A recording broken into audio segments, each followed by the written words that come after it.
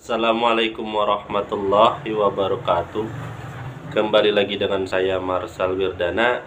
Kali ini kita masuk pada materi yang kedua, yaitu tentang sleep control technique. Yaitu kalau di bahasa Indonesia kan teknik pengendalian tidur.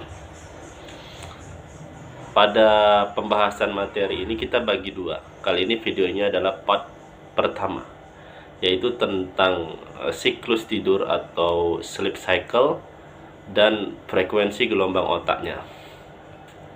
Jadi kemarin kita telah belajar tentang macam-macam gelombang otak. Ada yang beta, ada yang alfa, theta, dan delta. Dan setiap hari pikiran kita tuh, gelombang pikiran kita tuh berubah-ubah. Terkadang beta, terkadang alfa, terkadang theta, dan delta. Setiap hari selalu berputar-putar. Nah, tidur pun, pada keadaan tidur itu kita mengalami perubahan gelombang otak. Yang awalnya dari beta turun hingga ke delta.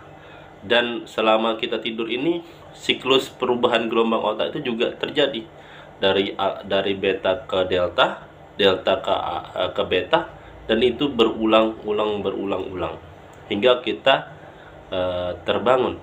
Di situ disebut dengan namanya sleep cycle. Nah, pada sleep cycle itu, pada fase tidur itu, ada beberapa kali kita mengalami mimpi, atau kalau di sleep cycle itu disebut dengan rapid eye movement, atau pergerakan cepat pada gelombang mata kita. Jadi kalau ketika kita bermimpi itu, kalau pakai mata kita tuh berkedip-kedip, bergetar-getar. Itu kalau di dalam ilmu hipnosis.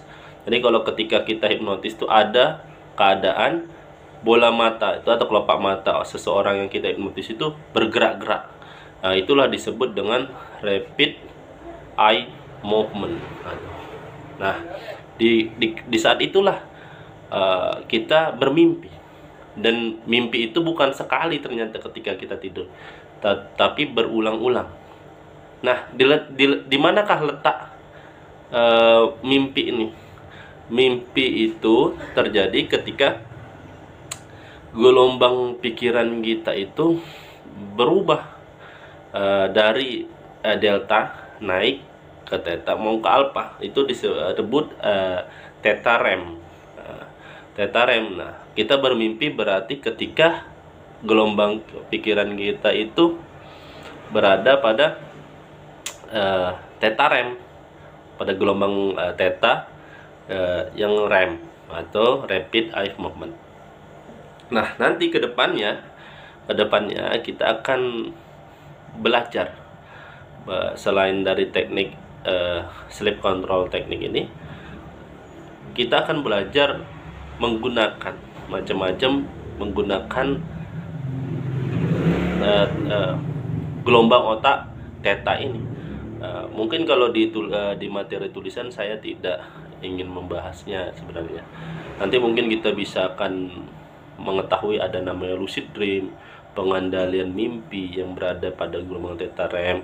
Mungkin kita akan nyampe di situ, dan mungkin kita akan belajar sebagai pengetahuan ada nama tekniknya namanya subjektif komunikasi. Bagaimana kita mengirimkan sugesti berupa verbal atau non verbal, tapi ketika orang lain tidak di dekat kita. Seandainya ada orang di kampung kita jauh sana, kita pengen memberikan sugesti ketika dia tidur. Nah, ketika orang masuk pada REM theta ini, kita dapat mengirimkan informasi ke dalam mimpi orang tersebut, itu tanpa dia sadari. Mungkin kedepannya kita akan belajar itu. Ingatkan saya kalau saya lupa untuk mengajarkannya, karena di 20 materi itu tidak ada sebenarnya. Cuma nanti saya akan memberikan tambahan materi mengenai itu. Nah, apa sih manfaat nanti kita nih part kedua kita belajar teknik sleep control teknik ini? Nanti manfaatnya adalah bagi teman-teman yang punya masalah tidur, atau punya teman atau tetangga atau keluarga yang punya masalah tidur, mungkin teman-teman bisa bagikan materi ini dan tekniknya, dan bisa menyelesaikan masalah tidurnya. Dan mungkin bisa memberi manfaat kepada banyak orang yang bergantungan dengan obat tidur karena nggak bisa tidur, insomnia kan banyak zaman sekarang, apalagi orang-orang yang bekerja malam. Dia menjadi kebiasaan tidurnya susah, akhirnya jadi insomnia. Mungkin itu yang dapat saya sampaikan. Nanti kita bahas lebih tekniknya lebih dalam di part kedua. Kita jadikan part-part ini pendek-pendek saja. Mungkin sekian, saya ucapkan terima kasih. Wassalamualaikum warahmatullahi wabarakatuh.